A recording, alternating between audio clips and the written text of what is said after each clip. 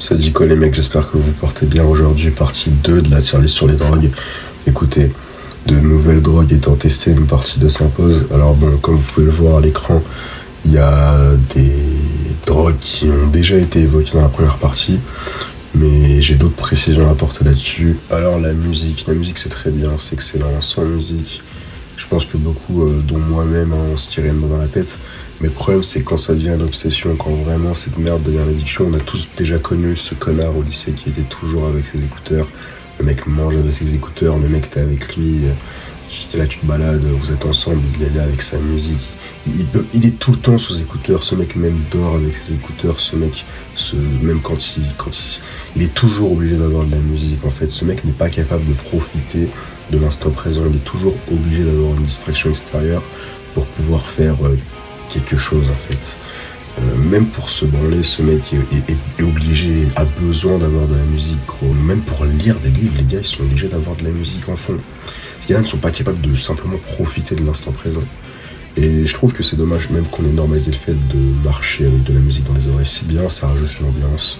T'es là, tu te balades avec un truc en fond, ça rajoute quelque chose, une certaine ambiance à la situation. Je me balade, oui, la souffrance d'un homme, oui,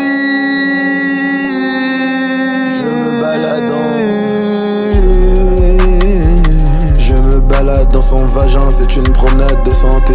La salope, elle boit mon sperme, elle me dit à ta santé, je la ramène. Mais honnêtement les gars, quand tu marches, tu dois profiter de ce qu'il y a autour de toi, tu vois, tu dois être un peu en cohésion de ton environnement, et la musique ça viendrait un peu parasiter cela.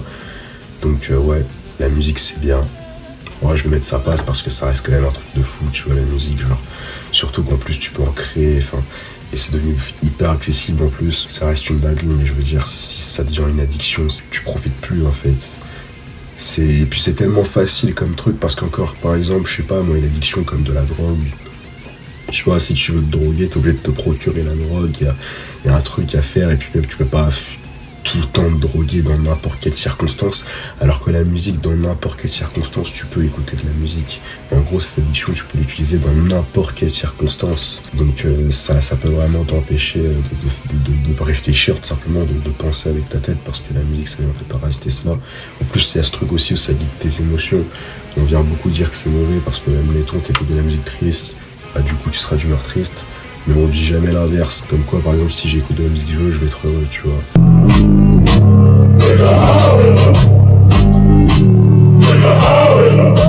Mais ça, même ce délire comme quoi ça influence tes émotions, les musiques que t'écoutes, c'est énervé. Je sais pas moi, il y a des sons, des fois j'ai envie d'être énervé, et t'as la salle. Après à la salle c'est différent, tu vois, la salle, ok, je pourrais écouter du rap pour avoir encore plus envie de faire du sale, tu vois, je pourrais écouter des sons qui me donnent envie de tuer des gens, ça me permettrait de faire de meilleures performances. Je préfère écouter des sons kawaii, quoi, des sons qui m'apaisent, je sais pas, ça me fait du bien, je sais pas pourquoi, j'aime trop écouter des sons mignons quand je fais mes séries, ça m'apaise en fait, ça me fait du bien.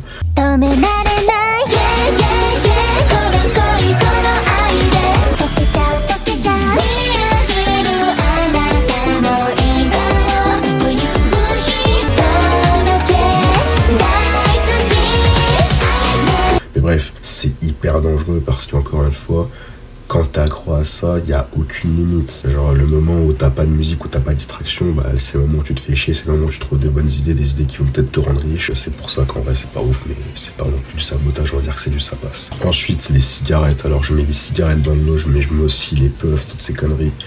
En fait, je comprends pas le délire. J'ai testé il y a genre 2 semaines. J'ai fumé Non, c'était le Nouvel An, je raconte quoi. Nouvel An, j'ai fumé ma première clope. Ça pue la merde, genre je comprends pas le délire, c'est trop nul, c'est vraiment éteint, genre expliquez-moi le délire qui est autour de cette merde. Mais en fait j'ai ce truc aussi, je me dis ok, peut-être pour passer le temps, j'avoue que tu te fais chier, tu sors une clope, tu fumes, mais je pense surtout que c'est pour le délire en mode post-clope, genre je sais pas, il y a vraiment des gens qui se sentent stylés en fumant. Vraiment, c'est pour délire, je pense vraiment, c'est pour la DA. Il y en a vraiment, ils fument juste pour la DA de fumer, genre. Ils ont aucun plaisir à cela, mais ils le font juste parce qu'ils se croient stylés. Donc, t'es là, t'as un homme, tu fumes un jouet, genre ceux qui ont des puffs, les gars, puff RGB, là tu fumes un jouet qui fait des couleurs, tu te crois, Bro Phil Sistoff avec sa puff RGB, Mon gars, tu fais pitié, tu me fais penser à un enfant, j'ai envie de te donner une sucette. Si tu veux vraiment stylé en fumant, prends un cigare. Prends un cigare, mec. T'allumes un cigare, là t'es stylé, là t'auras de l'aura.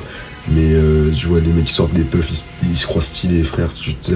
On dirait un jouet, le truc, frère. On dirait un putain de jouet. Faut lâcher ça.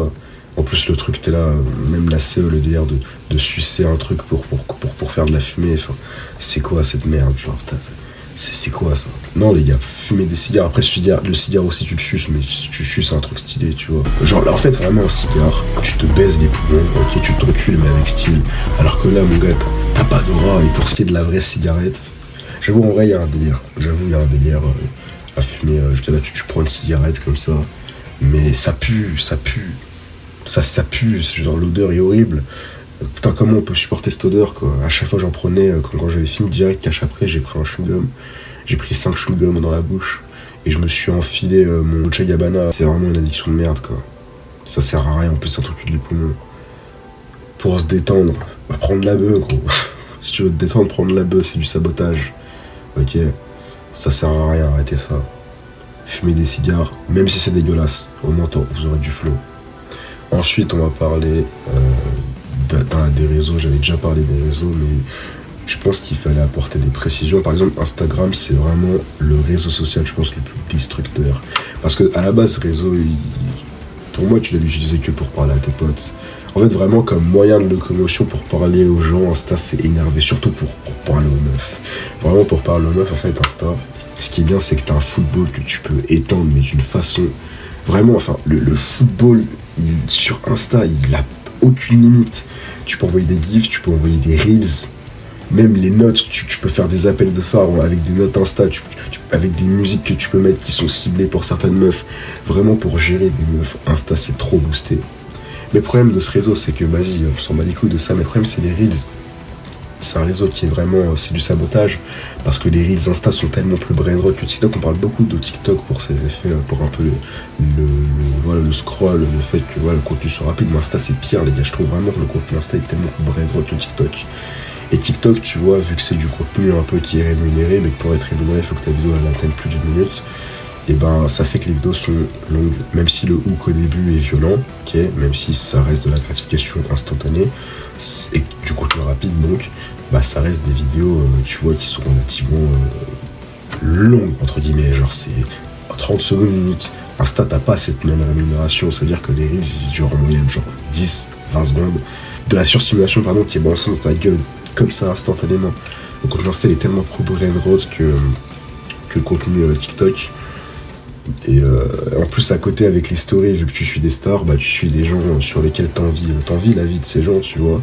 Donc quelque part, ça pourrait te rendre envieux, ça pourrait te rendre jaloux, donc aigri. Non, donc voilà, donc le réseau déjà il te rend bête à cause des reels, brainrot. Et en plus de ça, il te rend aigri parce que chaque jour, t'es là, t'ouvres des stories de mecs, tu rêverais d'avoir leur vie. C'est vraiment du sabotage. Mais encore une fois, pour Reels, c'est fort, franchement c'est fort. Le football n'a aucune limite sur Instagram, mais on devrait l'utiliser que pour ça, que pour envoyer des messages. On enchaîne directement avec Twitter. Alors Twitter aussi c'est pareil. En fait Twitter, le problème de ce réseau, c'est que c'est un réseau qui permet à tout le monde littéralement de donner son avis. Et ça c'est un problème. C'est le plus gros problème. C'est le problème de ce réseau, c'est que tout le monde peut donner son avis. Et vu que la plupart des gens sont cons, et ben tu tombes majoritairement sur de la merde, quoi. Genre vraiment c'est un réseau. Le réseau est fait pour ça. Le réseau est fait pour ouvrir sa grande gueule. Et t'ouvres un réseau social, ok, tu es là, tu traînes sur un endroit où à longueur, genre tu vois que des conneries, tu défiles, tu vois que des mecs qui conneries sur conneries, forcément tu deviens fou. Tu ne peux pas être quelqu'un de sain mentalement. Un utilisateur Twitter moyen ne peut pas être sain mentalement. Il y a de quoi devenir fou, gros. Chaque jour, tu vois des mecs raconter des dingueries, gros. Tu vois des avis de fous furieux. Mais comment ne pas avoir envie de prendre une Kalachnikov et de rafaler la terre entière, tu vois, quand tu traînes sur ce réseau de cons. Et en plus, bah forcément, les gens, ils sont aigris dessus, tu vois. Il n'y a que de la négativité, il n'y a que du mal et de la malveillance à véhiculer sur ce réseau social, tu vois. C'est vraiment du sabotage, hein. C'est, je pense, le plus toxique forcément, mais l'un des pires réseaux. Après, des fois c'est drôle, il y a des trends qui sont extrêmement drôles des fois sur ce réseau, mais bon, majoritairement c'est que de la haine et des avis désastreux, donc c'est du sabotage. Les jeux vidéo, j'en avais déjà parlé la première fois pour vous dire que c'était une drogue qui était bonne parce que elle n'était pas néfaste comparée aux autres. Mais j'ai encore d'autres points à relever parce que j'ai vu récemment que l'État, le gouvernement français voulait interdire les jeux vidéo aux moins de 15 ans parce que soi-disant c'était violent, c'était abrutissant. La première partie, je disais que c'était pas néfaste et que c'était pas grave si on consommait cette drogue, mais dans cette partie je vais dire pourquoi pour certaines personnes c'est un besoin. Moi les gars, je pense qu'un enfant de moins de 15 ans, surtout à l'heure actuelle, il y en a beaucoup qui ont des problèmes, qui sont pas à l'aise dans leur vie. Je faisais partie de ces enfants-là quand j'étais en début collège, je me sentais pas à ma place. J'aimais pas les gens, je voulais pas parler aux gens, et les jeux vidéo c'était un refuge pour moi, une façon en mode m'échapper un peu de cette vie que je détestais. Et sans ce refuge là je sais pas ce que j'aurais fait, je pense que je me serais sword, mais je parle très sérieusement, et vraiment ça m'a sauvé, surtout avec Apex. J'étais là, Apex a sauvé ma vie, mec. Apex a sauvé ma vie, et c'est vraiment un putain de moyen d'échapper un peu à la vie, quoi. Et vu que l'école, la CT même en général ne fait rien pour ça, l'enfant il trouve d'autres moyens de s'échapper, tu vois. Il y en a, ils trouvent quoi? Ils trouvent la drogue pour s'échapper, pour échapper à leur vie. La plupart des gens, c'est les réseaux sociaux, mais moi c'était les jeux vidéo, comme beaucoup, et c'est le moyen le moins entre guillemets destructeur de fuir à sa réalité, entre guillemets. Donc vraiment c'est tellement ça passe, c'est même très bien, genre j'ai même envie de créer une autre catégorie, mais c'est pas quelque chose qu'il faut interdire. Faut surtout pas que ce soit interdit au moins de 15 ans, parce que ça empêchera tellement de gosses qui se sentent mal dans leur vie ou dans leur peau de simplement oublier leur vie, quoi. Et moi ça m'a tellement aidé, gros. J'étais là, j'aimais pas, j'allumais ma Xbox, je partais sur Apex, j'étais sur une planète, et j'adorais ça. Même pour la relation sociale, IRL, j'avais du mal, j'aimais pas parler aux gens dans la vraie vie parce que je trouvais qu'ils étaient faux. Et quand je parlais à Apex, t'es là, t'es en coop, tu parles à des gens, gros, qui sont peut-être à des kilomètres de chez toi, même dans d'autres continents, mais vous êtes là dans un objectif commun de vouloir monter en roquette, enfin... Non, vraiment, les jeux vidéo, c'est pas quelque chose qui doit être interdit, parce que si c'est le cas, le taux de suicide et même le taux de dépression, il va tellement monter en flèche. Et c'est tellement mieux moins destructeur qu'un gosse soit addict à cela plutôt qu'au réseau, quoi. C'est mieux de mettre des mesures pour les accompagner, les aider dans cela plutôt que d'interdire cela, genre. Surtout qu'en plus, c'est des jeux qui sont mis en avant pour montrer que c'est mauvais pour les gosses. C'est des jeux comme GTA ou des Call of Duty, comme quoi, voilà, regardez, ces jeux-là sont violents, les enfants ne doivent pas jouer à ça. Alors qu'en vrai, les jeux qui abrutissent vraiment la jeunesse, c'est plus des Roblox, Fortnite, tu vois. Et après, je dis ça, mais même encore fort, parce que Roblox, il y a des pédos, tu vois. Même le PDG, il est conscient de ça, mais il s'en bat les couilles. Mais c'est plus Fortnite. Fortnite, ça va, parce que il y a du social, tu vois. Des gosses qui sont peut-être pas social IRL, ça peut leur permettre de l'être sur Fortnite. Et en plus, t'as des modes de jeu qui te permettent de créer, tu vois, le mode créatif. Mais c'est plus ces jeux-là vraiment qui niquent la jeunesse plutôt que des jeux comme Call of ou GTA, genre au nom. GTA, j'avais joué pour la première fois à 7 ans, c'est pas pour autant que je suis devenu un school shooter, tu vois, ça veut rien dire. Enfin bref, mais de toute façon, qu'est-ce que tu veux, ils connaissent rien. Mais les jeux vidéo, les gars, c'est très bien, ça doit pas être enlevé. C'est un bon refuge pour les enfants ou même un adulte qui se sent mal. Un refuge bien plus sain que les réseaux ou la drogue. Voilà les mecs, la tier list est finie, bien évidemment. Oui, c'est pas une vraie tier list drogue, ok, c'est plus une tier list addiction, mais j'ai mes drogues parce que ça fait plus de vues. Dans tous les cas, dites-moi ce que vous en pensez. Peut-être une partie 3, j'ai sûrement oublié des choses, mais sachez que je suis quelqu'un qui teste énormément de choses au quotidien et que une partie 3 va sûrement se faire, une vraie partie avec des vraies drogues. Ça pourrait se faire un jour. Voilà, pour l'expérience, pour la science, je le ferai. Dans tous les cas, passez une bonne soirée, le soleil se couche. On se capte pour la prochaine tier list qui sera sur les bandeurs, voilà, genre bandeurs, Asiat, bandeurs, BDG, toutes ces choses, on va les classer. Donnez-moi des idées pour d'autres tier lists et à plus.